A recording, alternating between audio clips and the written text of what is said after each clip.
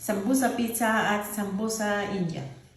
Ayan, niready ko na itong mga ingredients. Ito yung pang-wrap ko. At ito, niready ko itong pizza sauce, slices ng olives, itong mozzarella cheese, mushroom, hiniwa ko siya ng small piece, at bell pepper, small piece, at niready ko na rin itong oregano at black pepper.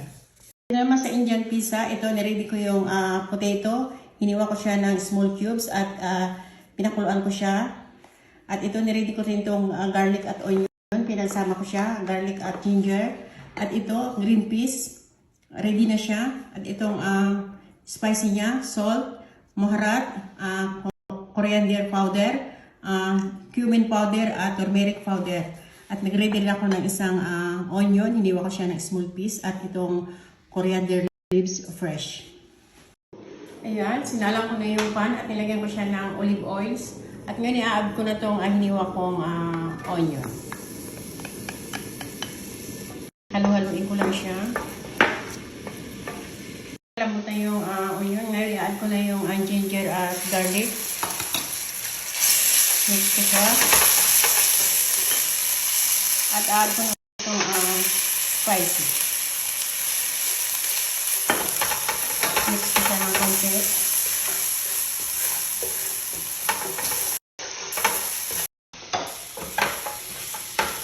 Mix ko siya. At add ko na rin itong green peas.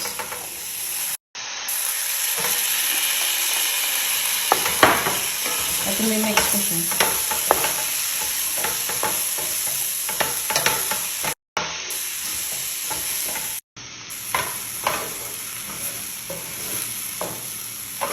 Ayan, mag-start na ako mag-wrap nito.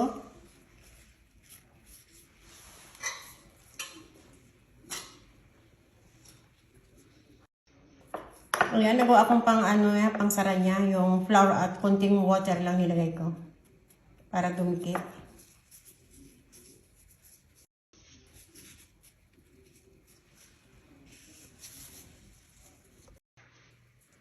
Ayan, mag-start na ako.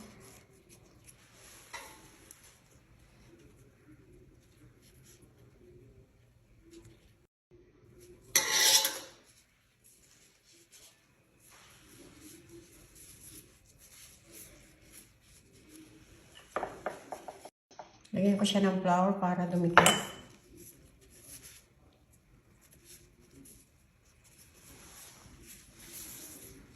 Pili ko na yung ingredients ng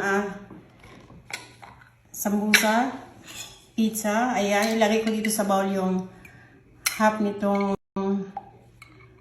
pizza sauce. Ayan.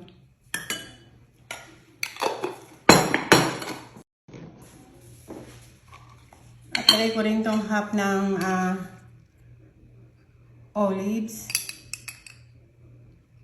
At ngayon, mimix ko na itong ingredients. Mushroom, bell pepper, at lalagay ko na itong spicy niya. Oregano at black pepper. At mimix ko siya ng ganito. Lalagay ko siya dito sa tipal tray, baking. Pwede natin siyang lutuin sa oven or sa ipa-fry natin. Pero mas prefer na dito natin siya sa oven lutuin. Ayan, mag-start na ako mag-wrap ng sambusa pizza. Ayan, lagyan ko muna siya ng konti nito dito.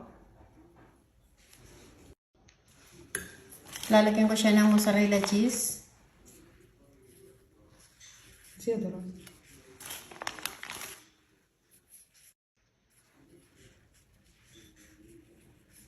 Ayan, at irarap ko na siya.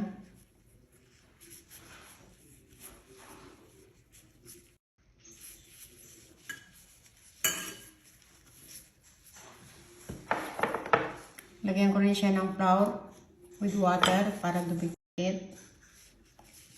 Ayan.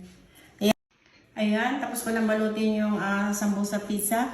At ngayon, nilagyan ko siya ng olive oil sa ibabaw at saka sa ilalim. At nilagyan ko siya ng konting oregano sa ibabaw. at ilalagay ko siya sa oven ng 20 minutes. Ang apoy niya sa ilalim. After, sa ibabaw ko siya apoyan hanggang mag-little brown siya. At yung sambosa India ay mamaya ipifry ko siya sa oil. Ayan, luto na yung ginawa kong Indian sambosa at pizza sambosa. Naka-ready na siya sa malinis na lagyan.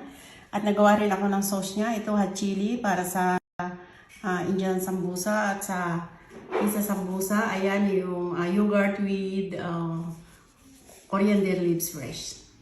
Ayan, ready to serve na siya and ready to eat.